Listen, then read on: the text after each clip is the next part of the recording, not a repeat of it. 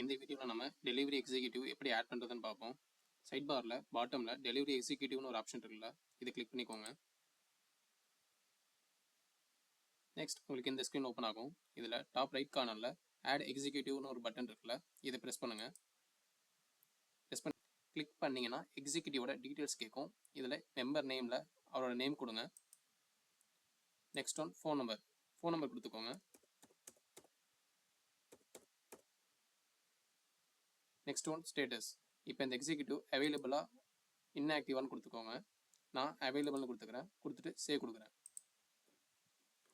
Save கொடுத்தா நம்ம details இங்கே ஆட் ஆகிடும். இஃப் சப்போஸ் இதை நம்ம அப்டேட் பண்ணணும் அப்படின்னா அப்டேட் ஆப்ஷனை கிளிக் பண்ணி அப்டேட் பண்ணிக்கோங்க.